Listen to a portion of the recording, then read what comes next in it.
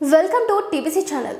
వర్షాకాలం వచ్చిందంటే చాలా చోట్ల పిడుగులు పడుతుంటాయి. ఒకసారి వెదర్ డిపార్ట్మెంట్ కూడా పర్టికులర్గా కొన్ని ఏరియాల్లో 24 అవర్స్లో కొన్ని వేల పిడుగులు పడతాయని, ఎవరు బయటకు వెళ్ళొద్దని రెడ్ అలర్ట్ జారీ చేస్తుంది. అంటే పిడుగులు పడతాయని ముందే తెలుస్తుంది. చాలా చోట్ల పిడుగు పడడం వలన ప్రాణ నష్టం, ఆస్తి నష్టం జరుగుతుంటుంది. ఒక్క ఆంధ్రప్రదేశ్ లోనే గత 5 సంవత్సరాల్లో పిడుగుపాటు వల్ల 600 మందికి పైగా మరణించారు. అందుకే ఇల్లు, ఆఫీసులు, ఫ్యాక్టరీలపై పిడుగులు పడకుండా లైట్నింగ్ కండక్టర్లు, లైట్నింగ్ అరెస్టర్లు ఏర్పాటు చేస్తారు. ముఖ్యంగా తోటల్లో ఫామ్ హౌస్ కట్టుకునేవారు లైట్నింగ్ కండక్టర్లు, లైట్నింగ్ అరెస్టర్లని వాడుతుంటారు.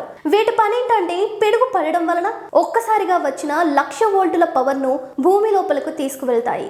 అయితే లైట్నింగ్ కండక్టర్లు, అరెస్టర్లు ఉన్నా కూడా పిడుగు పడుతుందా? ఏ సందర్భాల్లో ఇవి పిడుగులు ఆపగలుగుతాయి, ఎప్పుడు పని చేయవు అనేది ఇప్పుడు తెలుసుకుందాం. ముందుగా అసలు పిడుగులు ఎందుకు పడతాయో తెలుసుకుందాం. మేఘాలు సముద్ర మట్టానికి 1 నుంచి 2 కిలోమీటర్ల ఎత్తు నుండి 18 నుంచి 20 కిలోమీటర్ల ఎత్తు వరకు ఉంటాయి. ఇలాంటి పెద్ద పెద్ద మేఘాలు ఒకదానితో ఒకటి రాసుకున్నప్పుడు మేఘాలలో ఒకదానికి పాజిటివ్ ఛార్జ్ ఉంటే మరోదానికి నెగిటివ్ ఛార్జ్ ఉంటుంది. అలాంటి మేఘాలు ఒకదానితో ఒకటి తగలడం వలన హెవీ వోల్టేజ్ పవర్ పుడుతుంది. అలాంటి హెవీ వోల్టేజ్ ఒక్కసారిగా బయటకు వచ్చేందుకు ప్రయత్నిస్తుంది.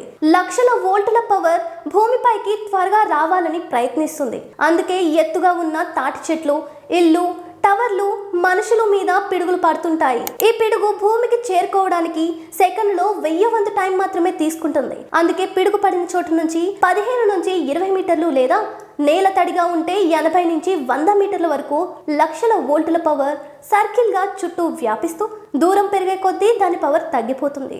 1,00,000 వోల్టుల పవర్ సెకండ్లో 1000 వంతు టైంలో భూమిపైకి పిడుగు రూపంలో వస్తుంటే దానిని ఆపడం సాధ్యం కాదు. కాకపోతే దాని వలన నష్టం కలగకుండా ఆ పిడుగును సేఫ్ గా డైవర్ట్ చేయడానికి కొన్ని జాగ్రత్తలు తీసుకోవచ్చు. అలాగే పిడుగు ఎక్కడ పడుతుందో ఖచ్చితంగా ముందే చెప్పలేం, కానీ ఏ ప్రాంతాల్లో పడే అవకాశం ఎక్కువ ఉందో మాత్రం అంచనా వేసుకోవచ్చు. IMD ఇచ్చే డేటా ఆధారంగా 20 నుంచి 40 కిలోమీటర్ల పరిధిలో ఎక్కడ పిడుగు పడే అవకాశం ఉందో చెప్పవచ్చు. పిడుగు పడకుండా లైట్నింగ్ కండక్టర్లు, అరెస్టర్లు ఉండి కూడా ఏదైనా ప్రదేశంలో పిడుగు పడిందంటే అక్కడ ఏర్పాటు చేసిన లైట్నింగ్ అరెస్టర్ ఎక్విప్మెంట్ చెక్ చేసుకోవాలి. అయితే లైట్నింగ్ అరెస్టర్లు పిడుగు పడకుండా ఆపలేవు, కానీ పిడుగుని కొంత దూరం వరకు డైవర్ట్ చేయడం వల్ల మన ప్రాణాలను కాపాడుతుంది. అంటే పిడుగులు పడతాయి, కానీ ఆ పిడుగు వల్ల ఎవరికి నష్టం కలిగించకుండా భూమి లోపలికి చేరేలాగా చేస్తాయి. లైట్నింగ్ కండక్టర్ లేదా అరెస్టర్ అనేది ఒక మెటల్, ఇనుము లేదా రాగితో తయారు చేసిన కడ్డీ. దీన్ని బిల్డింగ్ టాప్ పైన ఎత్తుగా ఫిక్స్ చేస్తారు. ఎందుకంటే పిడుగు భూమి మీదకు త్వరగా తీసుకెళ్లే వస్తువు ఏది ఉంటే దాని ద్వారా భూమిలోకి వెళ్ళడానికి ప్రయత్నిస్తుంది. అందుకే విశాలమైన మైదానంలో ఒక మనిషి మించి ఉంటే అతనిపై కూడా పిడుగు పడుతుంది.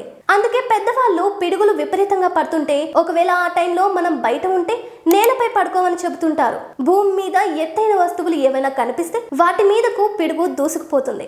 కాబట్టి లైట్నింగ్ కండక్టర్ ఈ పిడుగుని అట్రాక్ట్ చేయడం వల్ల భూమిలోకి పంపిస్తుంది. అయితే దీనికోసం రాగి లేదా ఇనుప రాడ్ ని ఒక వైర్ ద్వారా భూమికి కలుపుతారు. దీన్నే మనం ఎర్త్ అని అంటుంటాం.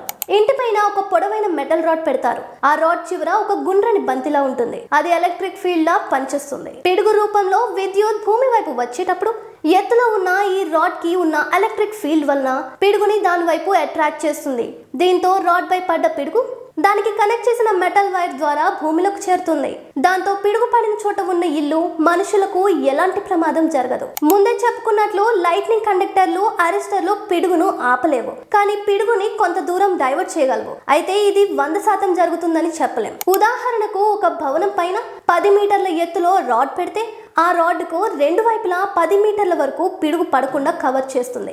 అందుకే పెద్ద భవనాలకు లేదా ఇండస్ట్రీలకి అనేక రాడ్లు, మెటల్ వైర్లు మెష్ వేసి పిడుగు నుంచి రక్షణ కల్పించి ఒక గొడుగులా మారుస్తారు.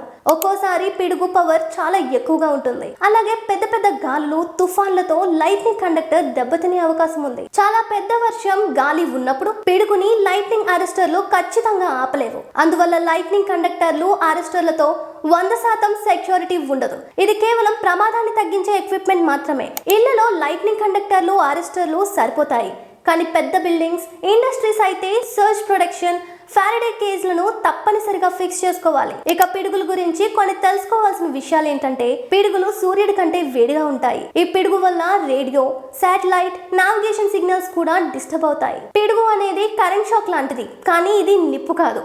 ఒక్కోసారి పిడుగులు ఒక ఏరియాలో లేదా ఒకే చోట చాలా సార్లు పడుతుంటాయి.